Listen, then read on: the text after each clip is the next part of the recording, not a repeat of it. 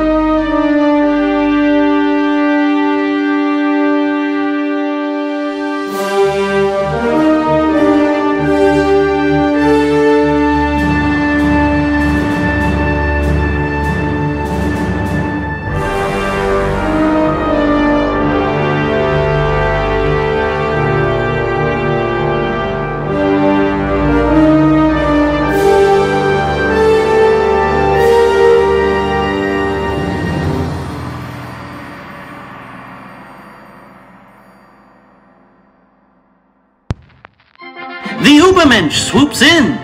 After bringing Soviet Russia to its knees, the superpower Nazi has come to Sicily to repel the Allied invasion. Now Crystal Gazer and Omission find themselves in a dangerous situation, paired up against a being that outclasses them in power. Will the heroes flee, or will they sacrifice themselves to give their allies more time? As we open this issue of Tales to Inspire, we see a little yellow box that says, oh shoot, what was the name of that stupid town? I really should look up things before I start talking. Nah, I'm so excited to do the thing that I forget what we're doing. Licata, that's what it is. So the little yellow box in the corner says Licata, Sicily, July 1943. And we see Licata, Sicily in flames. We see Abrams tanks with the cannons twisted and bent at awkward angles.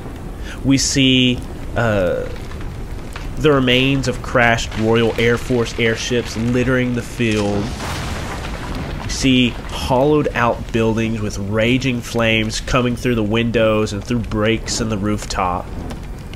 And then we see an American half-track idling in the middle of the street with Omission in the driver's seat, Crystal Gazer right next to him.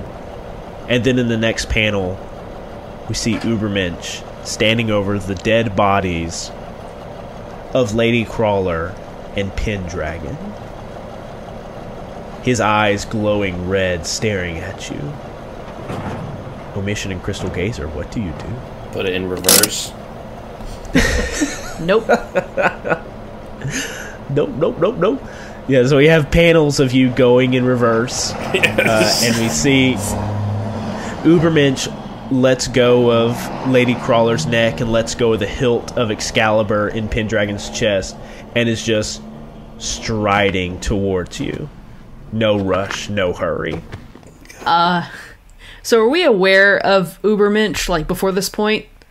He's been in the newsreels. He has been in the newspapers. His first public appearance was at the Berlin Olympics. And Hitler, like, he was the one who lit the Olympic torch. And it was like this big deal. He hovered down out of the sky, took the torch, and threw the torch to the side and, like, lit the brazier on fire with his eyes. And it was like this huge deal, and everyone was talking about it. And it was like, it was a statement of Germany's power even before the war and invasions began. So, like, Ubermensch has been known for a long time. Okay.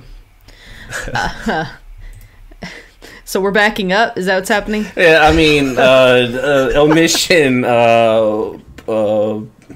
I think he's gonna roll out of the car and try to hide so that Ubermensch forgets him, because, yeah, I mean, he can save himself, but he can't save you. Sorry about you. Door opens, rolls out. So, Crystal Gazer, seeing Omission roll out, she steps out of the vehicle and gives her best big smile. Well, Ubermensch, is it? Fancy meeting you. Okay, I think we have 2 rolls going on right now. Well, I don't know if we have something. Omission, you're definitely rolling a sneak around. Yeah. So please roll plus maneuver. Sneak around and find out. Sneak around and find out. Okay, this is 2d20s, right? That sounds no. What? I think maybe I'm assisting. Maybe that's what I'm doing, is I'm realizing that maybe he's going to try to Yeah, I like do that. something. Okay, so you are aiding or interfering with Omission's roll. So go ahead and roll plus your bond score with Omission. I should have built our bond a little bit more. Wink. Yeah, no, I'm not helping at all. Oh, God. Okay, I got a 9. I rolled a 5. It's a 5. Okay, so on a 7 through 9, choose one. You must leave something behind or be discovered. You're spotted, but you get the drop on them. Or there's something here that you didn't plan for. Which one of those do you choose? I think I leave Crystal Gazer behind. That's what I leave behind. Okay. But yeah, I think I leave something behind. Maybe my knife. My only weapon. Okay, definitely. Yeah. I was gonna say you could burn a bond with Crystal Gazer to get its end and be good. Oh, you definitely could. Oh, let's do that, because yeah, she let me down. Like the worst. She let you down. Yeah. How do I burn this? Because yeah, I am displeased. Yeah. Crystal Gazer just like I tried. You didn't try. Okay, so go ahead. You're gonna step your bond clock forward with Crystal Gazer. Narratively, this makes sense because you are abandoning Crystal Gazer, and that's going to definitely put a strain on your relationship with her. I mean, why you gotta say it like that? Like, goddamn. Because you're leaving her behind, you roll a 10 plus and get away. Yes. All right. So Omission just rolls out and ditches. And Crystal Gazer, you're standing there with the Ubermensch in front of you, just still walking towards you, stepping over the rubble that he has created. Oh, man, a few words. I guess that's admirable. And she then like sort of takes this stance, this sort of like hands on her hips, like one leg slightly farther back than the other one, and she is going to concentrate on penetrating this ridiculously strong man's mind and try to get him to stop. Okay, so it sounds like you are rolling an influence someone. Well, let's see. Influence someone or seize control. No. When you want someone to do something for you and you have leverage over them or have a good reason for them to do so, influence someone. No, you don't have leverage over him. So let's say, yeah, let's do a seize control. Seize control. So let's roll plus your influence. Okay. That's an 11. Wow, an 11. So on 11, you do it. So what does this look? What does using your power look like as you do this? Yeah, she takes this pose. She looks him straight in the eye, and you see this sort of think like the connection between the wands in Harry Potter when they do the spell, and it's like. It's like that. It's like comes out of her eyes and just like goes straight into his, and it looks like this like dark blue like aura of swirling energy moving into his eyes. I like it. And he like stops mid-stride, his one foot in front of the other, his fists clenched at his side, and we see like consternation on his face. He stops. He is not happy about it.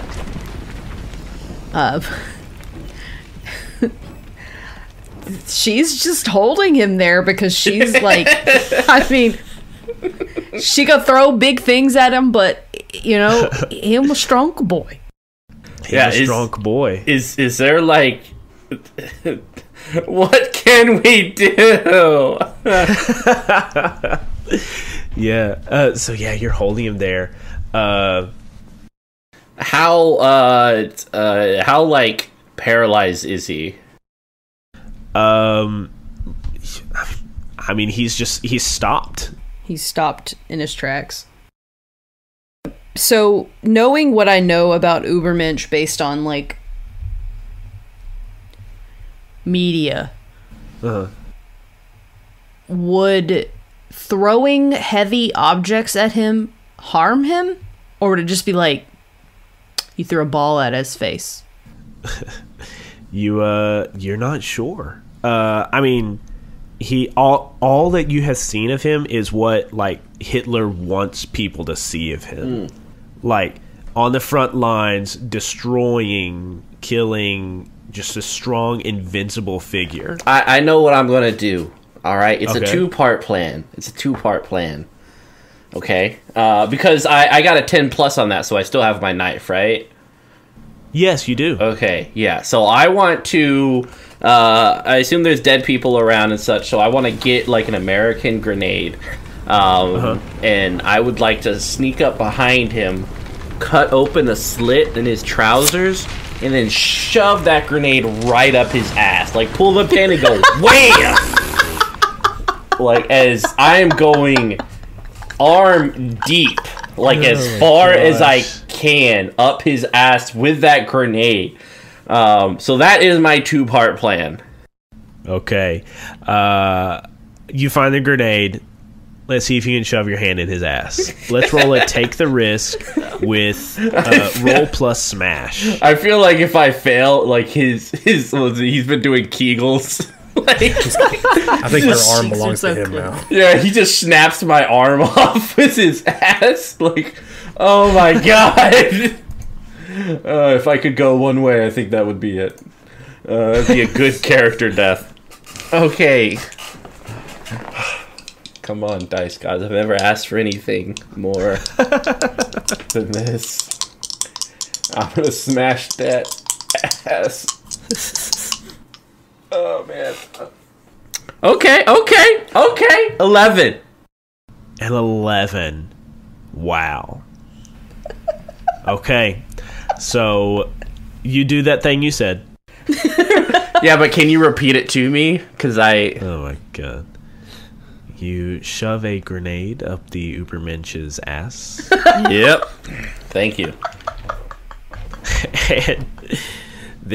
And you roll away as there is an explosion, and he definitely takes damage. Oh He takes damage? Damage? Like he's dead? Please. No. No, my God. No. You just made the worst enemy. I know, right? Like, he should be dead. I'm like, oh, He is coming for you. yeah, this is the worst. You don't shove your arm up Ubermensch's ass and live. No, you don't. With that, and like with just the indignation and the pain that he is feeling, you feel his will crash against yours, Crystal Gazer, and I need you to roll another seize control. Please, or Crystal actually, you know Gazer. what? I don't know, because breaking minds and wills is borderline for you. Right. And then controlling bodily functions is not something you have access to yet. Right. But it is possible with your move set. So I actually want you to roll a push. Push. Is controlling bodily functions, is that simple? Is it difficult? Or is it borderline? Where does it fall on like the scale of difficulty for you? Well, let's define bodily function, right? Are we saying, like, moving your body? Or are we saying, like, I can make him pee his pants? Or, like... Make his heart stop beating. Yeah. Yeah, I don't know. I think controlling bodily functions, I mean, that's how you worded it. Right. So I think... All of the above? Yeah. Yeah. Okay. Because a difficult power you have is control over others' thoughts. Right. Yeah, I feel like this would be a borderline power. Is there for you. anything I could do to help her in this? You cannot help with a push because it is entirely dependent on her ability to use her powers. Okay, Right. if she fails, my relationship with her is going to, like, it's not going to go well. Right. Okay, so I think, if I remember correctly, the thought process behind this was breaking minds and wills is borderline, because for her, controlling a mind is easier than controlling the mind to do something, right? So telling the mind what to do is one thing, but telling the mind to stop the heart beating is another functionality. Does that make sense? Yeah. It's probably along the lines of borderline, just given that... Yeah, that's what I was thinking too. Yeah. Okay, so this is a borderline power. We're going to roll to see if you can... I mean, if you roll well enough, this will be an unlockable power or an unlocked power that you have, and you can just use at will along with all your other powers. So you're just rolling. You're not adding anything to this. You're just rolling 2d6. If you get a 10 plus, you get to add this power to your power profile. If it's a 7 through 9, you can do it, but the effort will exhaust you. You will take 3 stress if it was borderline, and you cannot add it to your power profile. On a 0 through 6, you will take the stress as per the 7 through 9 move, and the EIC also makes a move. So go ahead and roll those 2d6. Let's see what happens. Come on, baby. 7. A 7. So you're going to take 3 stress, and you're not going to be able to add this to your power profile. What stress does that put you at now? That is 4 stress. Okay, 4 stress. Okay.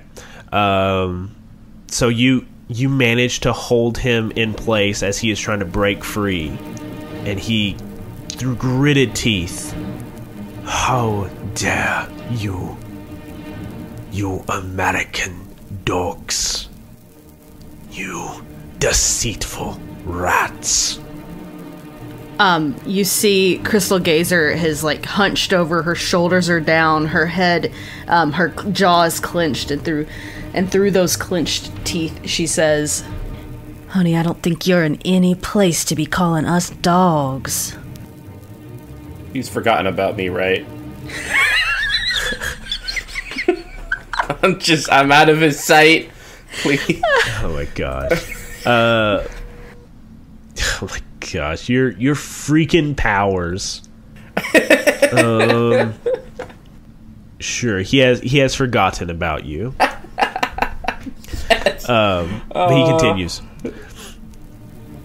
I have laid waste to armies. I have claimed an entire nation for my country. I will peel the flesh from your bones. Release me, witch. So, still hunched, still gritted teeth, she, gets her eyebrows furrow up, and she says, Oh no, I ain't letting you go. I got you tighter than a rabbit in a bear trap. I'm gonna try to do it again. Could you, for variety, could you do a different thing to him? Yes. like you're shove something different up his ass. I've been no more shoving of the asshole, please.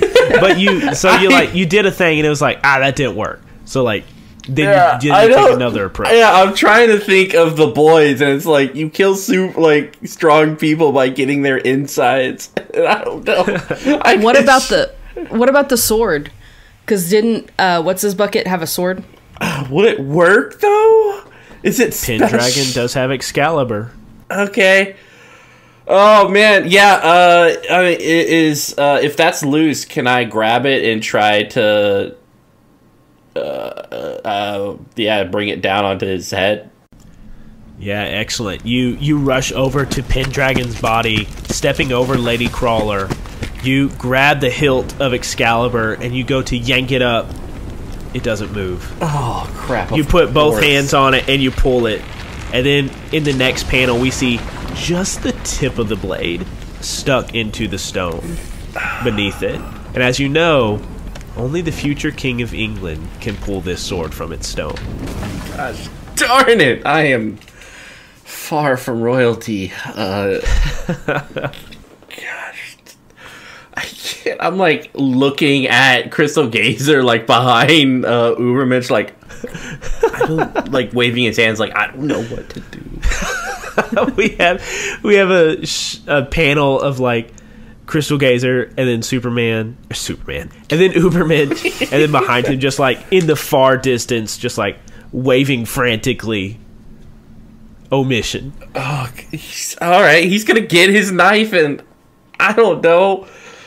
He's gonna try to like come up behind and just like send the knife right into his eye. Okay. Let's do another. Let's do another. Take the risk, or take a risk, or maybe a grenade in the eye. And again, this is rolling with smash. Okay. All right. Come on.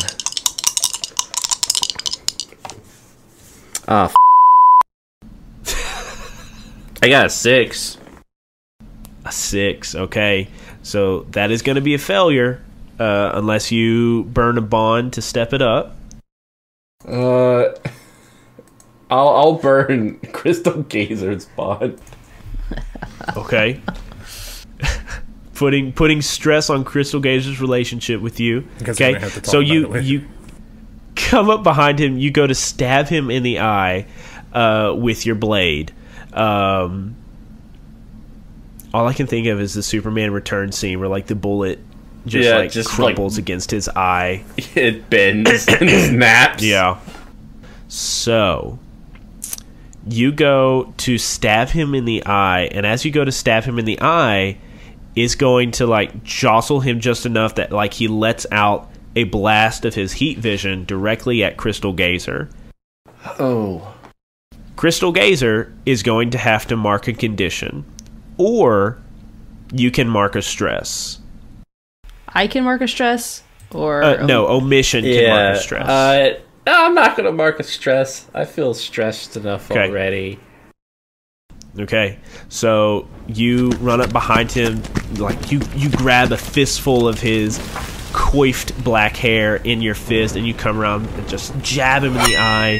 It jostles him just enough. The heat blast Crystal Gazer, please mark a condition. Ooh, I don't know which one makes sense. Probably Let's guilty because you haven't saved me yet.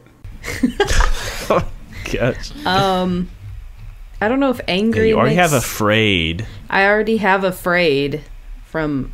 I mean, hopeless may be good because. Yeah, I mean, because it's taken everything she's got, and then she just got blasted with fire, with heat. And like your only attack right now is a regular guy.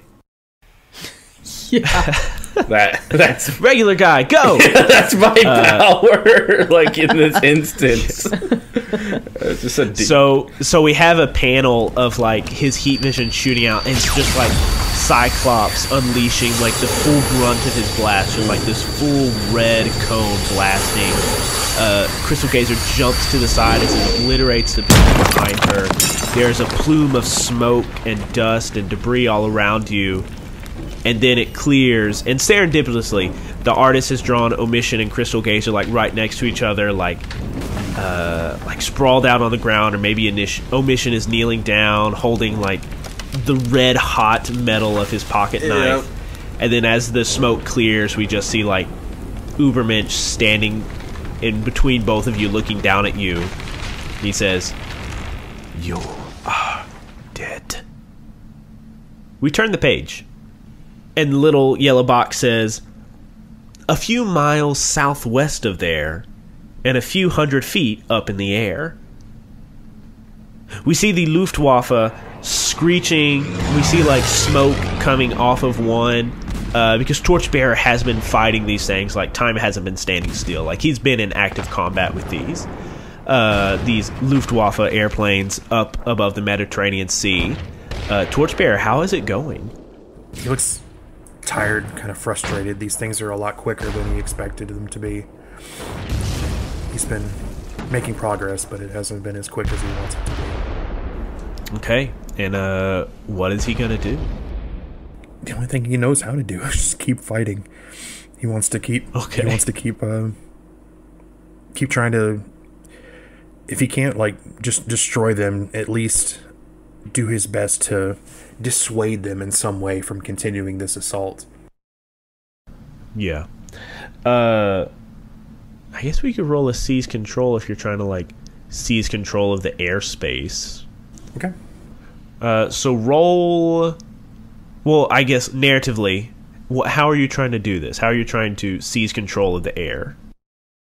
I think it would be sufficient for Torchbearer if he could just keep them from like get in the way of their fire, and like if they're throwing bombs or if they're dropping bombs on this destroyer that he's trying to protect, especially the one with Sister Solstice on it, he's like putting himself in like these shields in between the fire, and he's like trying to catch the bombs and like throw them back up at the planes as they fly by, just trying to mitigate as much damage coming towards the destroyer or this battleship as much as possible. I think this would be rolling with protect. I roll a 7. A 7. All right, so choose one. You seize control over what was contested, but your opponent attacks you in retaliation. You enter into a combat exchange. Or you seize control over what was contested, but the effort exhausts you. Mark a condition. I want to say angry. I want to say... Okay. He's getting angry. Yeah. So go ahead and mark angry. So Phil, describe for us, how does Torchbearer win the skies and push the Luftwaffe back? Like I said before, it's like a longer and harder fight than he was hoping it would be, and he takes a lot of punishment from engaging in these dogfights. They're able to like come at him from different angles that he can't account for, and like while he's trying to protect an angle from one of these jets, he's getting attacked from another angle, and it's just very frustrating. But eventually he's able to grab one of these jets as it's flying by, like grabs it by the tip of its wing, and kind of spins around in a cyclone and tosses it into another jet as it swoops by, kind of causing them to collide into each other and explode. I like it. Yeah, so we have that scene, and then we just have a panel of like Torchbearer with his just torn up, burnt costume, just kind of hovering in midair with like the cape kind of dramatically fluttering behind him. And then we turn the page and we go back to that destroyer that Sister Solstice is on, who is currently disguised as Sergeant Daniels, a boyish soldier. And I think last time we left you, you had grabbed a aircraft gun on the destroyer and was shooting at the airplanes up above you, but they've gone away. So what were you doing as Torchbearer was like waging this combat against these planes? I think she was just kind of like, because again, all of this is still new to her. She's a 13-year-old girl. So she was just kind of watching the whole thing, like almost like, for lack of a 1940s comparison in this moment, like a guy watching a video game cutscene kind of thing. Like, she's just like watching it all play out in front of her, and like she's like, what is my role in all of this? Like, what do I have to offer? Yeah. So definitely. Yeah. And I think all these soldiers are standing around you and also watching this spectacle, even in the midst of warfare. Like, seeing a superhero fight a squadron of Luftwaffe airplanes is something to behold. And yeah, you're watching this go on, and I mean, is it safe to say that you're feeling a little insecure? Oh, definitely. I mean, I think that's just kind of the state of 13-year-olds, but but definitely in this moment, yeah. Sure. So as you're watching this, why don't you go ahead and mark insecure? Oh man, I walked into that one. And are you doing anything else? You know, Torchbearer is fighting those. There's still a battle happening on Sicily, and before they left, Crystal Gazer sent you and Torchbearer mental messages saying they were going to Lakota to help the British superheroes out.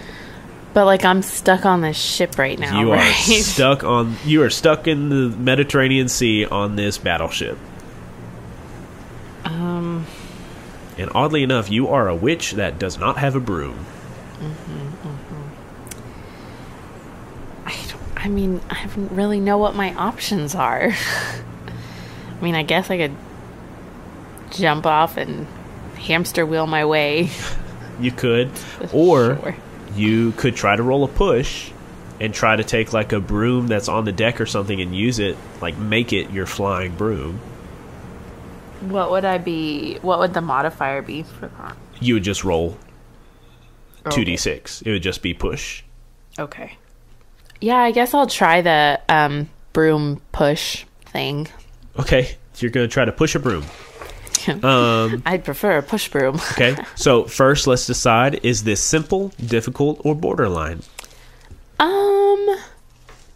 Maybe borderline, because like I haven't necessarily done it before with brooms out in the sea kind of thing. You know what I mean? Sure, like, but I mean, doing it now is going to be difficult for you because it's new. Right. But like, once you've done it, because when I think of witches, I think like... Yeah, I mean, once I've done it, it's like going to be flying. Simple. Yeah. So I think this is a simple. Okay. Because I think it's not going to require a ton of your concentration to do in the future. So if this is simple, if you do not roll well, you will take 1 stress. So go ahead and roll 2d6 plus nothing. I got a 6. A 6. All right. Do you want to burn a bond to step that up, or do you accept the 0 through 6? I guess I accept the 0 through 6. Okay. So go ahead and mark an achievement. Okay. So on a 0 through 6, you take stress as per the 7 through 9 move. So you're also going to take 1 stress. All right. So the battleship was heavily damaged by the bombing. It's currently taken on water, and you hear some voices screaming, "We gotta take her back to port! Take her back to port!" And the battleship starts turning and going away from Sicily. Oh, crap. I am doing a hard move to separate you from the rest of your players. Oh, no, but I'm little. Yes, you little girl are going back to North Africa on a wounded battleship.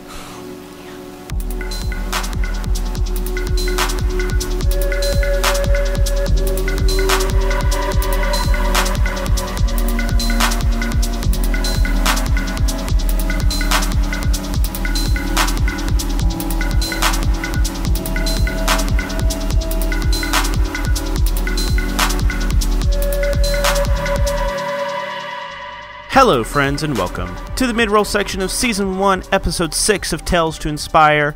I'm your host, David White. And hey, I just had some housekeeping stuff to go over with you before we get back to the episode. So why don't you grab that chair right here, pull it up to the desk, and we're just going to go over some stuff together. Hey, show notes. Let's get to those. We have a shop. You might not know this, but we do have a merch store on our site. If you go to misconceptionspod.com /shop/ what's the one where it like starts on the left but then goes up to the right? Is that a / I don't know. It's a slash. It's a slash thingy and it says shop in the middle. But if you go to that page, you are going to see that we have a lot of new items available on our online store, such as, which might interest you, such as a Tales to Inspire trucker hat, a Tales to Inspire t-shirt, and if you've been a fan of our shows for a while, we also have a Misconceptions poster, we have a Sins of the Father poster, and we have our cool Misconceptions Cross Sins of the Father poster that was to commemorate our anniversary. We had Arthur Tien, the talented artist behind Monster Prom, designed it for us, and it is so gorgeous, y'all. But we have some other items on there. We have some joggers with our Podcast Network logo. We have an embroidered patch that you can sew on or iron on. I think it's both. I think you can sew it or iron it on to whatever you want to iron it onto. But we have a lot of cool new items available for you. And of course, the proceeds from these go to support us so that we can afford to pay for new art. We can afford to get new items in our store. So it would really be cool if you could go check out some of that merch at our store, and also let us know what kind of merch you would like to see. I mean, right now, Tales to Inspire is in its infancy. We have just barely begun to scratch the surface of Season 1. So let us know what sort of merch you would like to see for Tales to Inspire. Or if you have other shows that you like Sins of the Father or Misconceptions, let us know what kind of merch you would like to see for those shows. And speaking of supporting us, we have a Patreon. Right now, we are trying to get to $500 a month on our Patreon. Now, as is the life cycle of a Patreon supported show, we've actually lost some pledges. We are lower today than we were 2 weeks ago when I recorded show notes. So we're getting farther away from where we should be going. So I really want to be able to afford to pay our editors, myself for Tales to Inspire and the work I do here, putting all the sound effects and ambiance in and the music, and for Marlo, who's the voice of Crystal Gazer, but she also does a ton of work on Sins of the Father, making that show sound extremely good. I would love it if I could have the ability to pay Marlo for all the hard hours she puts in to making that show. So, if you like our show, if you like Sins of the Father, if you like the vibe we got going on here, I don't know why that, I don't know. But anyways, if you like our show, just go to our Patreon and give any amount. The $1 amount, the $2 amount, the $5 amount, any one of those amounts. It's not a lot for you each month, but it is a lot for us. One, it's a morale boost. We see people like, hey, the people like our show. But also, every little bit counts towards getting us to our next goal. So, if you are a fan of our show, if you really like us, please consider giving to help us grow and get better and to be able to afford to pay our cast even more than what they're getting paid now. And you know what? While we're talking about Patreon, I should give a shout out to our newest patron.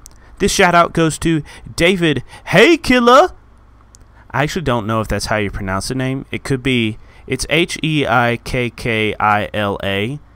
So it's probably like Heikkila, but I like saying Hey Killer. I don't know, that just sounds fun. But David, you have a wonderful first name. You have a very cool last name. And you're even cooler now because you are a patron of the Tales to Inspire Network. Nope, that's not who we are. We're the Misconceptions Podcast Network here, folks. But David does get to listen to the first 10 episodes of Tales to Inspire. Wow. Could you imagine being able to listen to the outcome of this fight in this episode, and then being able to listen to even more episodes, because each episode just gets more and more exciting, and the characters are just building and growing, and these relationships are so fascinating, and their powers, and, well, I guess if you wanted to know more, you could give to us on Patreon. It would really help us out. Anyways, that's enough out of me. Let's get back to the episode. I hope that you enjoy the rest of it.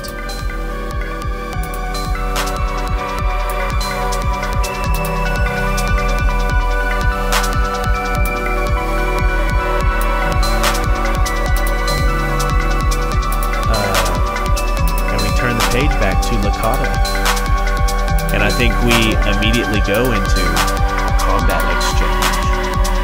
Woo! So, you two, would you like to discuss or reveal what you want to do?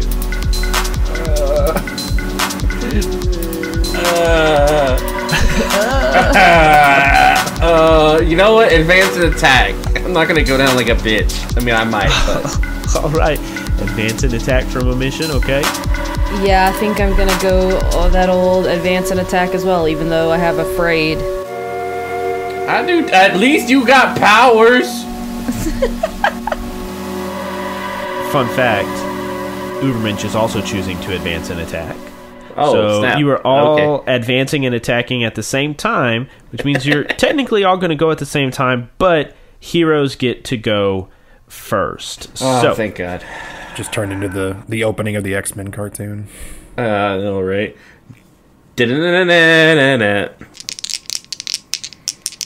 I'll go ahead. So yeah, I am. Like, he'll flip up, and undo like the suspenders on his shoulders as they go slack against him. His like body covered in bruises and dust as he kind of just like gets his pocket knife in his hand and flips it a little bit and like, you Nazi bitch, let's do this. Oh man, okay, I got a 6. Oh man, okay. So can I continue burning my relationship with? I mean, you definitely can. It's just going to, if you keep burning, it's going to come to a scene. And there will be fallout and probably stress and conditions will be inflicted as you and Crystal Gazer's relationship goes sour. Yeah, I think I'm gonna burn it.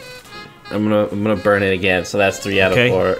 To step it up to a 7 through 9. So on a 7 through 9, you're gonna get to choose one of those. So do you strike, pressure, or smash? I'm gonna strike. Okay, so you're going to force them to take 2 stress, mark a condition, or lose an advantage. They get to choose. Or you can mark a stress to instead force them to mark 2 stress or inflict a condition. So what do you choose? I am going to mark a stress. Okay, you're going to mark a stress and you're going to force them to take 2 stress or mark a condition. Mark a condition, right? Because when his conditions are filled up, he's out. Is that like my understanding of it? Okay, then yeah. All right. So, what does it look like? What do you do? Yeah. So, I think. Okay. I think like he's pissed at Crystal Gazer because like he's used to being alone, and when he's alone, he can get out of a situation, right? He doesn't have to be here. He could just run away, and he'd be fine. But he has to stay because of Crystal Gazer, because he feels like, you know, he can't just leave her behind. So he kind of gets up and he's like, God damn it, Crystal Gazer!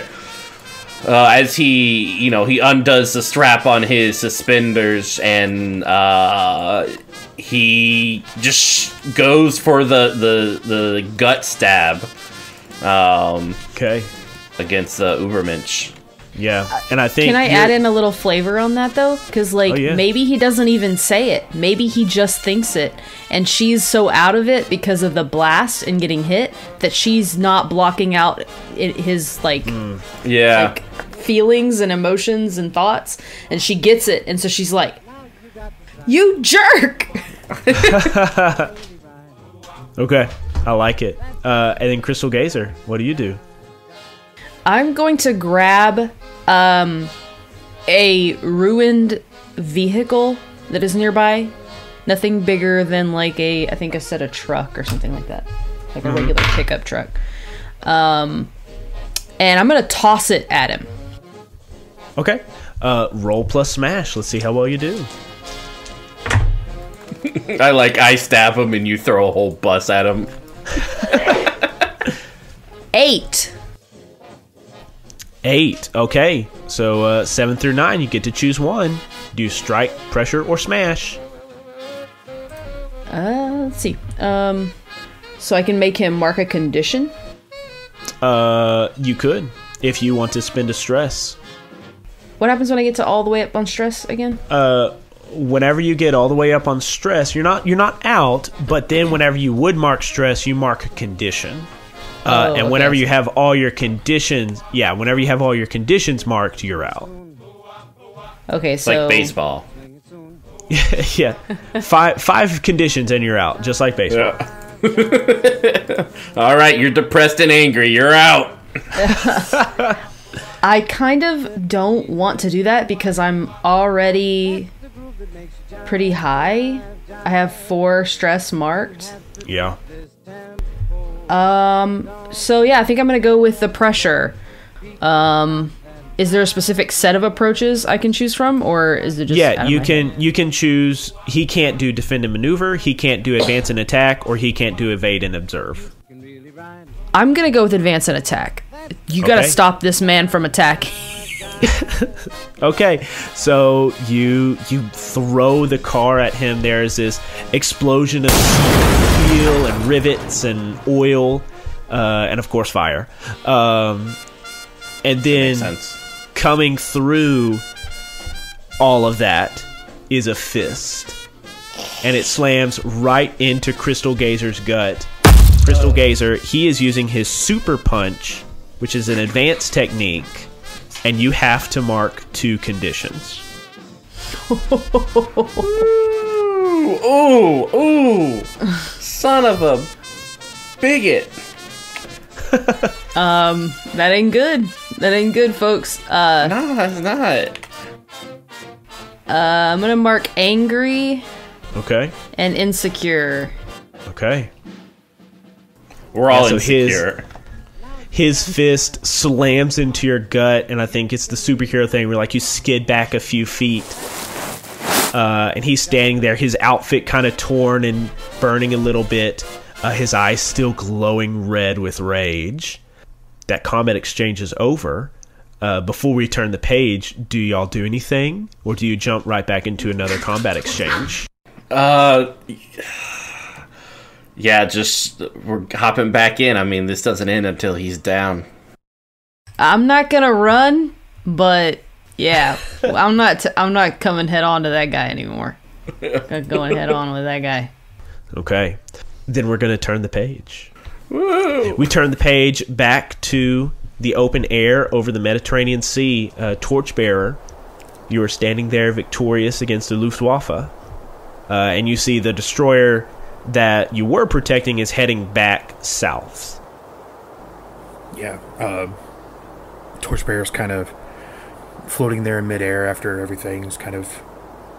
You can see his fist is shaking, the tension of squeezing it, and then he notices out of his periphery that the destroyer's kind of going back out to sea, and I have to swing by and pick her up.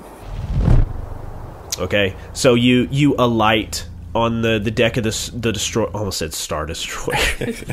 These stormtroopers open up fire on you. Get him! Wait a minute, this is the There he is. Blast him. That's what it is. Thank you, Phil. I appreciate your friendship and your knowledge of quotes. Your friendship and your appreciation is reciprocated. Thank you. You alight on the deck of this destroyer, and the soldiers are like applauding you, clapping you on the back. Their word bubbles like, "You get him! Hey, for Philly! For America! America needs our help!" And you're scanning, looking for Sergeant Daniels. Sergeant Daniels, where are you at? You were trying to get this broom to fly, and it's not working. So where does Torchbearer find you? I'm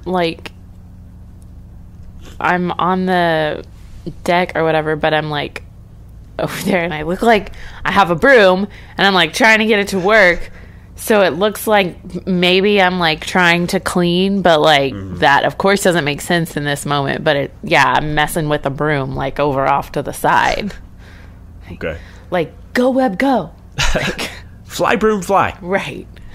I'm trying all the tricks and it's not working. Yeah. Torchbearer, you see Sergeant Daniels with a broom over on the aft side of the deck. Flinging broom. You almost had it that time. And then she turns and realizes that it's you. Oh. Just keep trying. I think you can get it. Can she try it one more time? Ooh, please roll a push. She's getting new dice. Snake eyes. Really? Really? Really? I can't make this stuff up. Come on now. I shouldn't have. Do you want to burn a bond to make it a 7 through 9? Can I burn a bond with Mother Midnight? Okay. Because she didn't let me fly a broom in the house.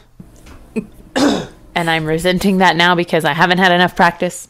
Sure. So you're blaming your mom. She didn't let you fly a broom. Yes. Okay. In the house. Yes. Okay. Yeah, go ahead and step that bond clock with Mother Midnight forward. And you roll a 7 through 9, which means you will take 1 stress, but you don't get to add this to your power profile. But you do have a flying broom that will now get you to Lakata. Whoop whoop. Yeah, that would have been such a cool thing to add to your profile. Yeah. Gotta keep working on that. Eventually. Maybe when she levels up, she can choose a new power. Flying broom. So, Sister Solstice, how's this look? You get the broom to fly. What does it look like?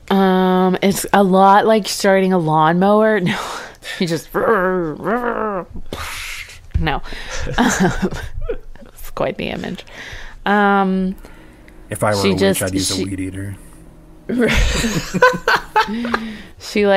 She straddles the broom one last time, and she closes her eyes. And she focuses on her breathing. And she says, "You've got to do this. You've got to do this for all the witches in the coven." And then I think you had your eyes closed as you were doing that. And then when you open them, we see a panel of you sitting or straddling the broom, and it's hovering off the ground right next to Torchbearer. Eyes wide. I knew you could do it. How about we go help our friends? Let's go. Okay. Please help us. And then Torchbearer and a man in fatigues flying on a broom take off of this destroyer and fly towards Sicily. And I think 2 soldiers that were nearby kind of watch y'all both go off and says, "Hey, did that old boy just get on a broom and fly off with a superhero?" I think he did. Nah, he's lying. I wish it would happen to me. Yeah, me too. Yeah, me too. You see him just like grab brooms and they're like trying to jump. Yeah. Yeah, they were currently in the process of swabbing the deck. Yeah. And like they look at their mops and like, nah, probably won't work. Yeah. Private Tennessee and Corporal Kentucky. You got it. There they are. They're named NPCs now. They're important. Man, I wish I could fly a broom. I wish I could fly a broom. I fly a broom real good, I'll tell you this. I fly a broom I'm right right now, now. right now. The amount of times my mom got after my butt with a broom, you bet my ass is familiar with a broom. I fly. We turn the page from Corporal Kentucky and General Louisiana. I can't even remember what their names were. Private Tennessee. Private Tennessee. We turn the page back to Lakota, and we're going right back into a combat exchange. Yeah. Yeah, let's do this. All right. Ubermensch cannot choose an advance and attack this turn, so he has chosen something else. What will you two choose? Advance and attack. Okay. We're gonna go with evade and observe. Okay. Evade and observe. So Ubermensch chose defend. What's it called? Defend and maneuver. And he is going to choose retaliate. So for each time a foe inflicts stress or a condition in this combat exchange, he will inflict 1 stress on that foe. So you've both been battering him. You threw a car at him. He is standing ready, not ready to advance and attack, but he is ready to deflect your blows if you should come for him. Omission, you're next. You're rolling an advance and attack, so roll plus smash. Oh, man. Okay. Come on. I hope I don't have to burn another. Okay. That is a 9. A 9. Okay, so you get to choose one. What do you choose? I am going to mark a stress and give him a condition. Mark a stress and give him another condition. Mm-hmm. And so then I mark another stress because I gave him something, right? Okay, I'm up to 4. You're up to 4? Mm-hmm. Okay, so how do you describe for me what do you do and he will retaliate against you? So he moves forward and after seeing him like punch Crystal Gazer, he goes up with just a knee kick right into the groin of this guy. Like, it's obvious that like Omission fights very dirty, so he just goes for like every weak spot as he like kicks him in the nuts and then like tries to punch his eyes or box his ears. Like it's very like lowbrow, dishonorable fighting. Definitely. So you knee him in the groin and he comes back across your neck with a backhand that just knocks you to the ground. And you take that 1 stress, so now you're at 5. Yeah. Okay. Alright, and then over to Crystal Gazer for evade and observe. Go ahead and roll plus investigate. Let's see. I rolled a 7. A 7? Okay. Did you add any minuses for conditions? Oh wait, yeah. I don't think there are any. Evade. Oh, there is one to evade and observe. Oh no, so you're right. So then it's 5. Oh no. Okay, so you don't get to do anything unless you want to burn a bond. Burn it. We don't like each other anyway. Yeah. I think while she's doing her task, right before she does it, she laughs as Omission gets hit because she thinks it's funny because it's like this is somehow my fault. That's funny, and it's funny because you're getting your ass whooped even though it's my fault. That's her laugh. That's what her laugh means. Oh my god, I hate her. I am here because of you. I don't want to be fighting.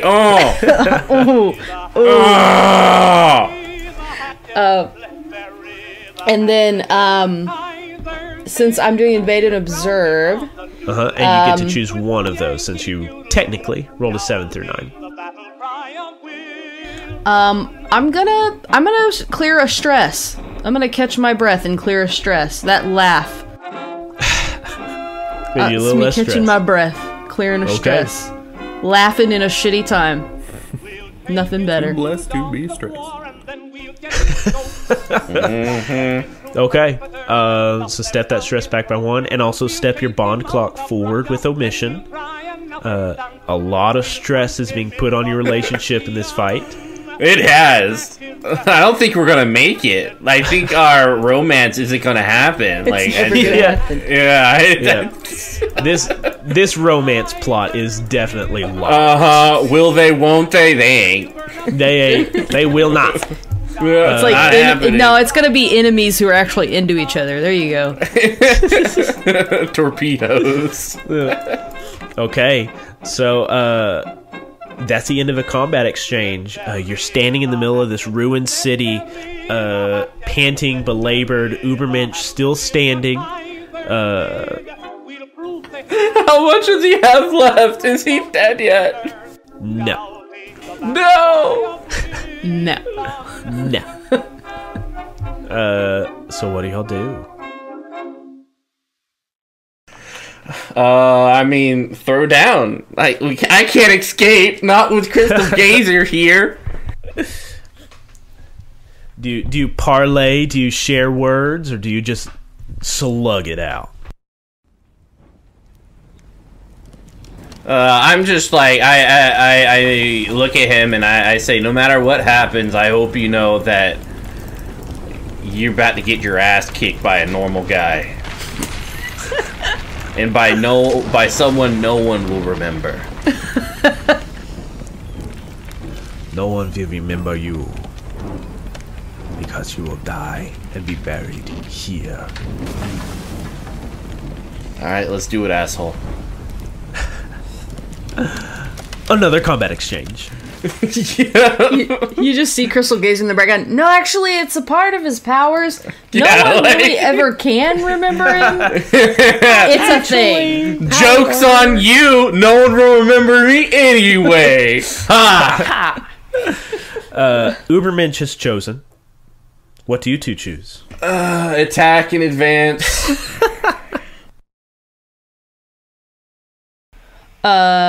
I'm going to go with evade and observe. That's a wise move. Okay. Ubermensch is also choosing advance and attack. My man. So Mitchell, you roll first. Roll plus smash. Please. Come on. Give me 2 6s. If you don't, I'm dead. Okay, 2 5, so that is an 11. That's an 11. All right, so you get to choose 2 of those. Oh, yeah.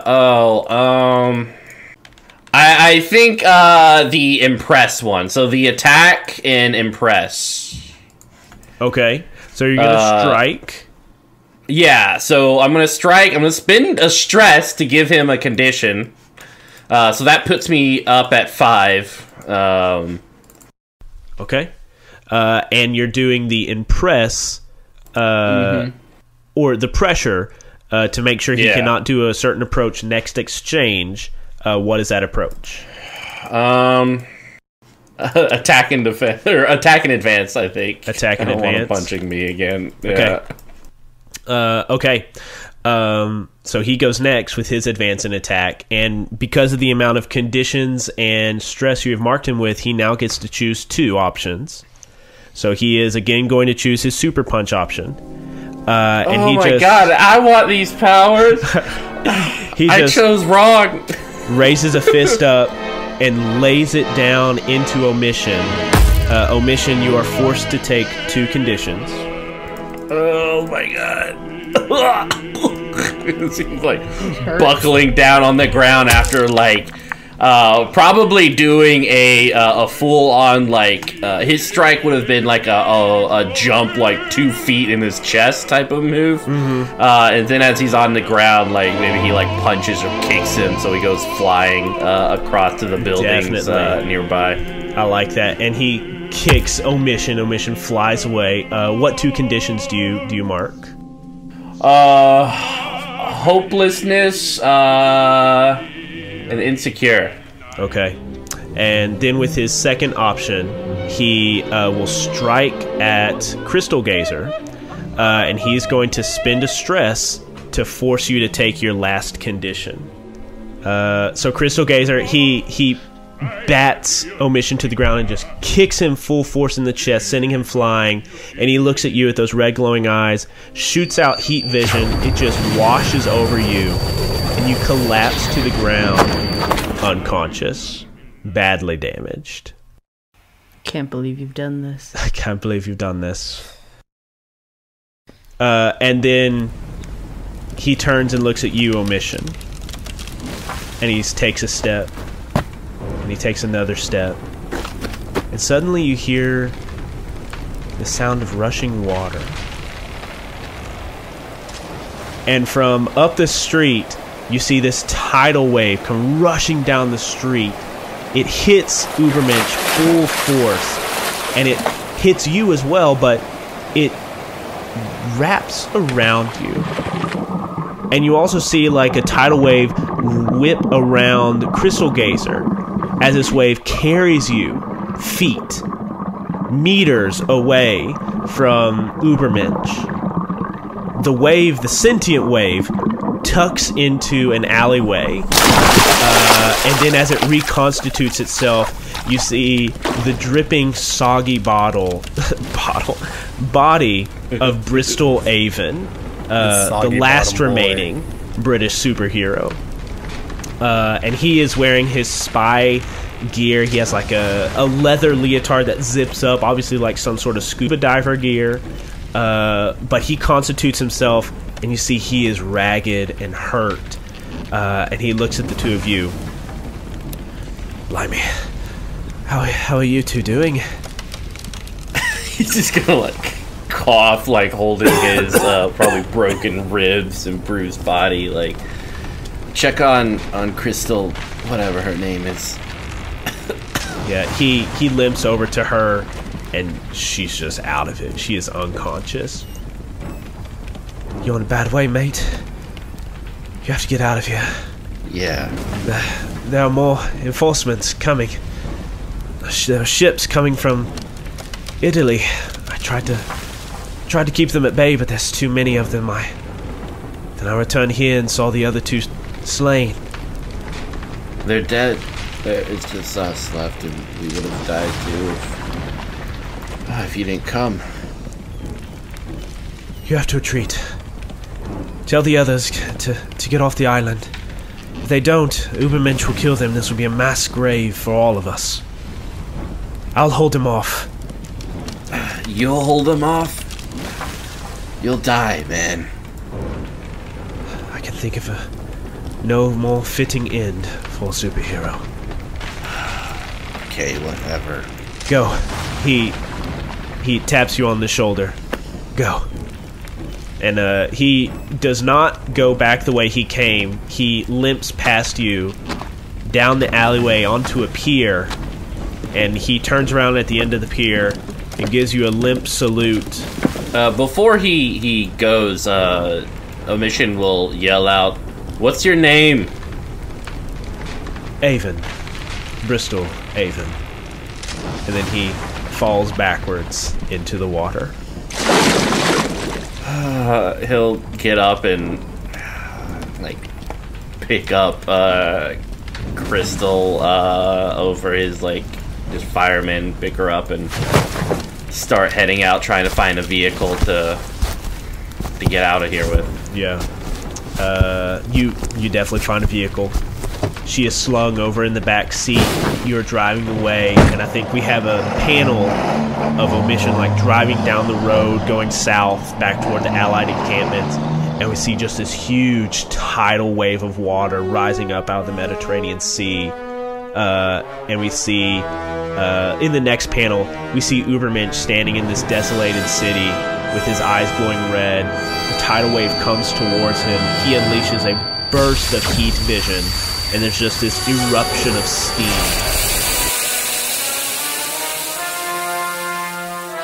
And then we turn the page to your vehicle trundling down the road, and Torchbearer and Sister Solstice, you spot Omission and Crystal Gazer in this Jeep going back towards where y'all came from.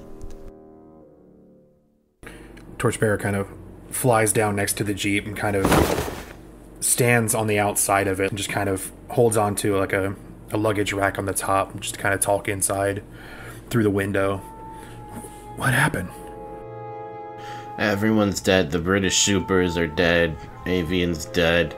The Ubermensch attacked us. We couldn't get away, and I think Crystal Gazer, she's okay, but she got wrecked up. Something fierce. No. I'm sorry. I got here as quick as I could. Let's get out of here. Where were you during this whole thing? You're fighting the Luftwaffe, defending the troops. A lot of good troops died. Yeah, they did. You mind driving? I'm kind of tired. Sure. Scooch over.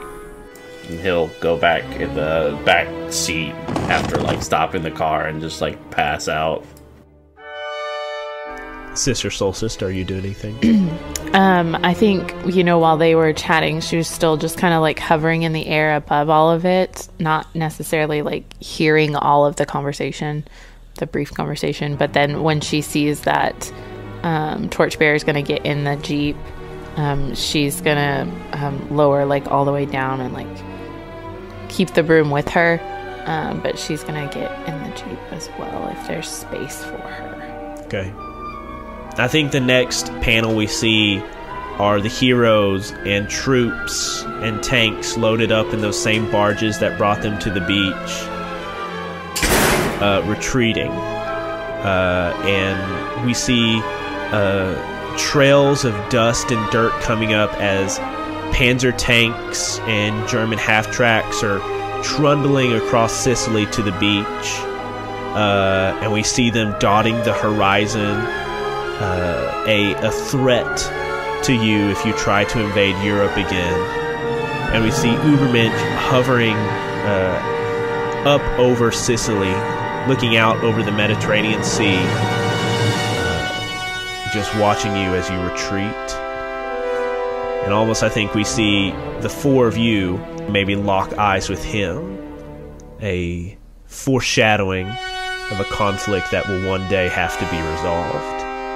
But for now, as the words in the corner say, will need to be continued. End of episode. Guys, we made it! We won! Losing with style. Thanks for listening to this week's episode of Tales to Inspire. We'll be back with our next episode on September 5th. If you have social media, you can find us on Facebook and Twitter. Like and follow us at Misconceptions Pod for up-to-date information about the show, behind-the-scenes pictures, and just to show us your general positive feelings about the show.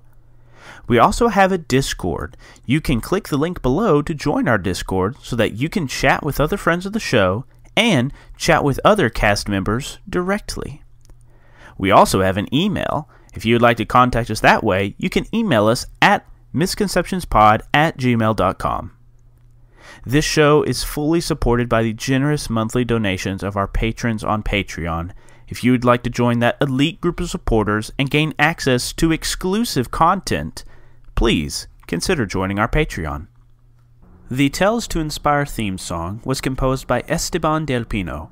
You can find out more about his music on fiverr.com/IAM_WAKE.